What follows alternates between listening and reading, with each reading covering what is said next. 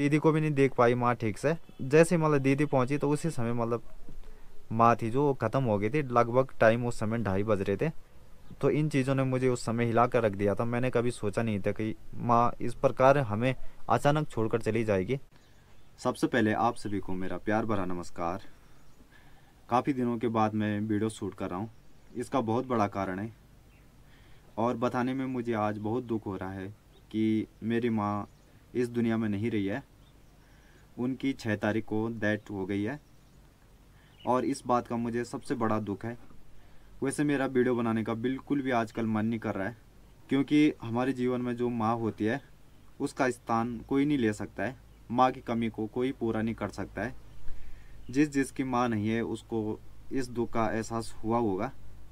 तो ऐसा ही कुछ मेरे साथ भी हुआ है कि मतलब माँ का अचानक मुझे छोड़कर जाना, मुझे नहीं मतलब मेरे पूरे परिवार को छोड़कर जाना। मैंने कभी सोचा भी नहीं था कि इस प्रकार मेरी माँ हमें छोड़कर चली जाएगी। कभी नहीं सोचा था और मैंने पूरी कोशिश की माँ को बचाने के लिए। उनके मतलब सुख दुख में मैं हमेशा उनके साथ रहता था। कभी भी उनको मतलब ज़्यादा काम नहीं करने देता था, लेकिन माँ फिर भी लगी रहती थी अपने काम काज में। लेकिन इसका मुझे आज बहुत बड़ा दुख है कि माँ हमारे बीच में नहीं है। वीडियो बनाने को दोस्तों मेरा बिल्कुल भी मन नहीं कर रहा है आजकल, इसलिए मैं काफ़ी दिनों से सोशल मीडिया पर एक्टिव भी नहीं था। आपको भी पता ही होगा कि इस दुनिया में भगवान की चलती है, हम इंसानों की इस दुनिया में बिल्कुल भी नहीं चलती है। ऐसे मामलों में हम केवल कोशिश कर सकते हैं किसी भी इंसान को बचाने के लिए, बाकी सब कुछ भगवान के हाथ में होता है। तो प्रकृति के साथ तो कोई नहीं जीत सकता है। और ये भी सत्य है कि जो इस संसार में आया है उसे एक दिन जाना है। आज कोई और गया तो कल कोई और जाएगा। तो एक न एक दिन तो इस संसार से सबको ही जाना है, ये अटल सत्य है। जैसे कि मैंने आपको पिछली वीडियो में बताया था कि हम पहले यहाँ से माँ को पाबू लेकर गए थे, पाबू से फिर पौड़ी लेकर गए थे और पौड़ी वालों ने भी रेफ़र कर दिया था, तो उन्होंने श्रीकोट माँ को शिफ्ट कर दिया था। तो श्रीकोट में माँ लगभग 16 दिन तक रही थी, जहाँ पर कि उनका इलाज चल रहा था। पहले उन्होंने खाना पीना सब कुछ छोड़ दिया था जब तक वो घर में थे, लेकिन जब वो हॉस्पिटल गए थे धीरे धीरे उनकी तबीयत में सुधार आना शुरू हो गया। तो खाना खूना खा रही थी ठीक से। तो डॉक्टरों ने कहा कि अब इनका इलाज घर में होगा, हम दवाई दे देंगे, क्योंकि अब हॉस्पिटल में जितना भी काम था इनका पूरा हो चुका है। उन्होंने ब्लड टेस्ट और बलगम टेस्ट और पेशाब टेस्ट, जो भी टेस्ट होते हैं सारे टेस्ट कर लिए थे। तो उनमें भी मतलब ये बीमारी पकड़ने में आई कि बीपी लो होता है और थोड़ा माँ को शुगर भी था। बाकी उनके जो फेफड़े हैं उनमें बलगम जमता था। लेकिन डॉक्टर ने वहाँ पर अपनी तरफ से पूरी कोशिश की थी और जब माँ की तबीयत थोड़ा थोड़ा ठीक होने लगी तो उन्होंने कहा कि अब इनका इलाज घर में होगा, हम दवाई लिख देंगे, तो अब इनको आप घर लेकर चले जाओ। तो उसके बाद हम माँ को घर लेकर आ गए थे। तो हॉस्पिटल में तो माँ की तबीयत थोड़ा ठीक हो गई थी।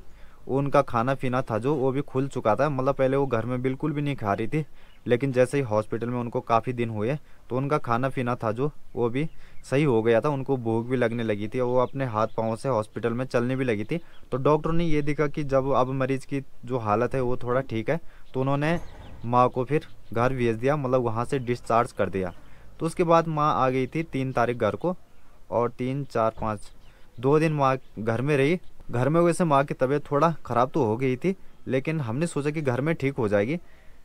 लेकिन क्या हुआ कि जैसे ही 6 तारीख आई तो दिन में तो माँ सही थी। सुबह हमने पहले माँ को नहलाया था, उसके बाद हमारे जो घर में याद खबर करने वाले आए थे तो उनसे माँ ने बातें भी की और उनके लिए कहा कि आपके लिए चाय बनाते हैं। और मुझे माँ कह रही थी कि इनके लिए चाय लेकर आओ, तो मैंने उनके लिए चाय बनाई।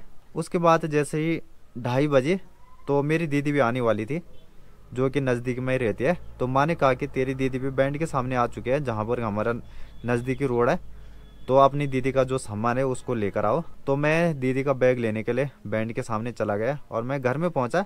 मतलब यहाँ से 5 मिनट का रास्ता है बैंड से और हमारे घर तक। तो जैसे ही मैं घर में आया तब तक माँ की तबीयत अचानक ख़राब हो गई। मतलब ख़राब ही नहीं हुई, उनकी डेथ हो गई उसी समय। तो दीदी को भी नहीं देख पाई माँ ठीक से। और जैसे ही मतलब दीदी पहुंची तो उसी समय मतलब माँ थी जो ख़त्म हो गई थी। लगभग टाइम उस समय 2:30 बज रहे थे।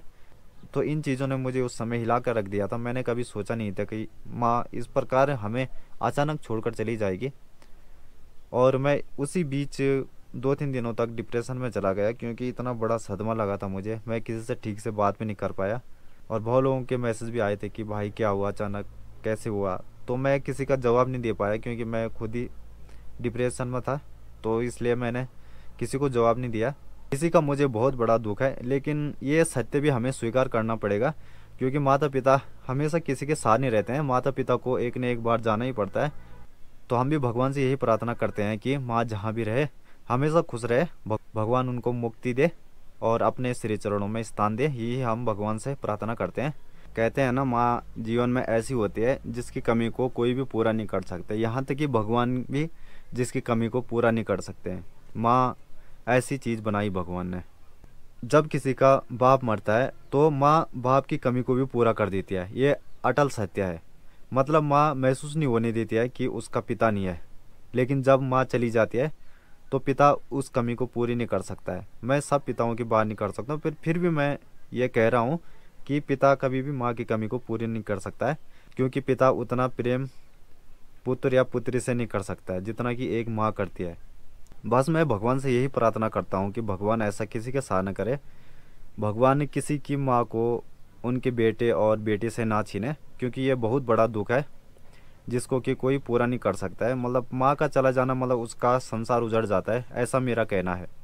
माँ नहीं रहेगी तो संसार और जो ये घर है हमेशा अधूरा अधूरा लगता है। इंसान मतलब कितना भी बड़ा बन जाए, लेकिन अगर उसके घर में माँ नहीं है तो कुछ नहीं है, ये मेरा कहना है। हम उन चीज़ों की कदर तब करते हैं जब वो हमारे जीवन से चले जाते हैं। तो माँ की कमी भी मुझे इस समय बहुत ज़्यादा खिली। इससे पहले मतलब उतना नहीं खिलती थी, क्योंकि जब तक माँ रहती है तब तक हम उनकी ज़्यादा कदर नहीं करते हैं। हाँ, हम सेवा और प्रेम तो बहुत करते हैं उनसे, लेकिन उस हिसाब से कदर नहीं करते हैं जब तक वो ज़िंदा रहते हैं। लेकिन जैसे वो चले जाते हैं उसके बाद उनकी कमी हमें खिलती है और हमें बहुत ज़्यादा रोना आता है, डिप्रेशन में जाते हैं। लेकिन उससे पहले हमें उनके लिए मतलब ऐसी फीलिंग नहीं आती है जैसे उनके चले जाने के बाद आती है। तो मैं यही कहना चाहता हूँ कि जिनकी भी माँ और पिताजी अभी तक सही सलामत है, तो अपनी माँ और पिताजी की हमेशा केयर किया करो, क्योंकि माता पिता जीवन में एक ही बार मिलते हैं। बाकी पैसा, गाड़ी, धन दौलत, जितनी भी चीज़ें हैं संसार में, इनको आप दोबारा तिबारा हासिल कर सकते हो और करते ही रहते हैं। लेकिन माता पिता जिन्होंने हमें जन्म दिया है, ये जब एक बार चले जाते हैं फिर कभी नहीं मिलते हैं। इसलिए इनकी जीते जी कदर किया करो। मरने के बाद इनकी आप लोग कितनी भी कदर करो कोई फ़ायदा नहीं है। तो कदर हमेशा ज़िंदा में करनी चाहिए। मरने के बाद आप कितनी भी कदर कर लो, उन चीज़ों का कोई मूल्य नहीं है। दरअसल मैंने कई लोगों को देखा है कि वो जब तक उनके माता पिता जीते हैं तब तक वो अपनी माता पिता की कदर ठीक से नहीं करते हैं, और जैसे ही उनके माता पिता कभी दुर्घटना घटवश चले जाते हैं तो उसके बाद तो वो रोते हैं, उनकी बहुत ज़्यादा केयर करते हैं, उनकी जो फ़ोटो होते हैं उनके सामने धूप बत्ती जगाते हैं। तो इन चीज़ों का बात में कर कोई फ़ायदा नहीं है। अगर आप उनकी सेवा जिंदा में नहीं कर सकते हो तो मरने के बाद भी इन चीज़ों का कोई फ़ायदा नहीं है। तो कदर हमेशा जीते जी करनी चाहिए इंसान की। मरने के बाद तो सभी रोते हैं, जो दुश्मन होता है वो भी रोता है। तो इन चीज़ों का विशेष ध्यान दें। मतलब जो चीज़ें मुझे इस समय खिल रही है ना, आज लगभग 13-14 दिन हो चुके हैं माँ को इस दुनिया से विदा हुए। तो परसों तक तो मैं बिल्कुल भी मूड में नहीं था वीडियो बनाने का। मैंने सोचा कि अब सोशल मीडिया को ही हमेशा के लिए छोड़ देता हूँ, क्योंकि मैंने कहा जब मेरे पास मेरी माँ नहीं है जो कि मेरी दुनिया है, जिसको मैं सब कुछ मानता हूँ। आजकल लोग पता नहीं अपनी दुनिया, अपनी गर्लफ्रेंड, इन चीज़ों को मानते हैं, लेकिन मैं जो अपनी दुनिया है अपनी माँ को मानता था। हमेशा फर्स्ट प्रायोरिटी मैं हमेशा अपनी माँ को देता था। और आजकल के जो नए यूथ हैं, मैं सबके लिए नहीं कह रहा हूँ, मतलब हद से ज़्यादा यूथ हैं तो अपनी दुनिया को, अपनी गर्लफ्रेंड, इन लोगों को मानते हैं, जबकि ये चीज़ें बिल्कुल गलत है। अपनी दुनिया हमेशा अपनी माँ और पिताजी को मानना चाहिए। फर्स्ट लव हमारी माँ है और हमारे पिताजी है। माँ का स्थान कोई नहीं ले सकता है। तो इन लोगों की हमेशा जीते जी कदर किया करो, क्योंकि ये लोग हमेशा नहीं मिलते हैं। तो आजकल मैं नई जनरेशन को देखता हूँ कि वो एक लड़की के लिए रोते हैं और लड़की जो है वो एक लड़के के लिए रोते हैं, अपने माता पिता को फर्स्ट प्रायोरिटी पर नहीं रखते हैं। तो ये चीज़ें उनको तब खिलती है जब उनके माता पिता इस दुनिया में नहीं रहेंगे। तो इसीलिए अपनी जो फर्स्ट प्रायोरिटी है वो अपने माता पिता को रखा करो, उसके बाद सेकंड नंबर पर और चीज़ों को रखा करो। तो मैं भी बीच में सोच रहा था, जब मैं बहुत ज़्यादा डिप्रेशन में था, क्योंकि माँ का अचानक छोड़ जाना मुझे इतना अंदर से हिला कर रख दिया, तो मैंने सोचा कि अब मैं सोशल मीडिया पर ही नहीं रहूँगा।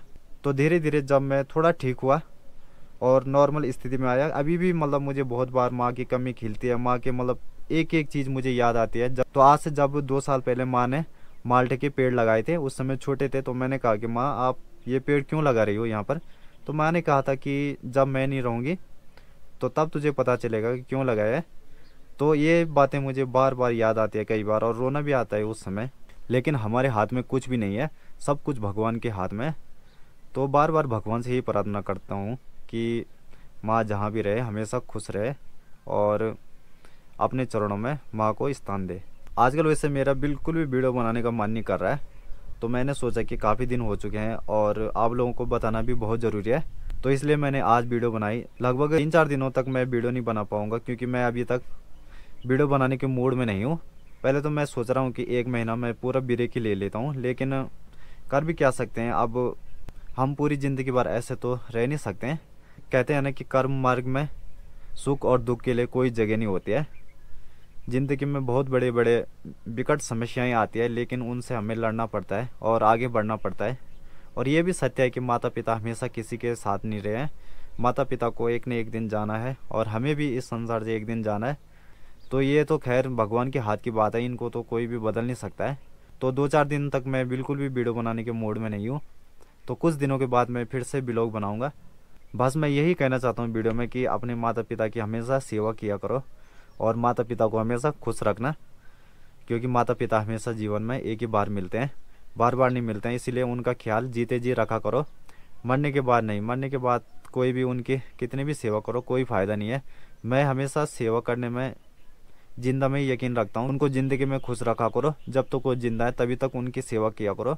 मरने के बाद आप उनकी सेवा ना भी करो तो कोई फ़र्क पड़ने वाला नहीं है। तो उनकी सेवा मतलब जीते जी किया करो, जीते जी ही आपको पुण्य मिलेगा। मरने के बाद आप उनकी सेवा करोगे तो कोई पुण्य मिलने वाला नहीं है। और दूसरी बात, अपनी माता पिता को फर्स्ट प्रायोरिटी पर रखा करो, क्योंकि माता पिता का स्थान है जो वो कोई नहीं ले सकता है। कोई भी हो चाहे संसार में, भगवान भी नहीं ले सकता है। ये बार मैं बार बार कह रहा हूँ। तो उनका हमेशा ख्याल रखा करो। तो चलिए दोस्तों, वीडियो को करते हैं एंड, मिलते हैं आपको नेक्स्ट ब्लॉग में। तब तक आप अपना ध्यान रखिए। इसी के साथ जय हिंद, जय श्री राम।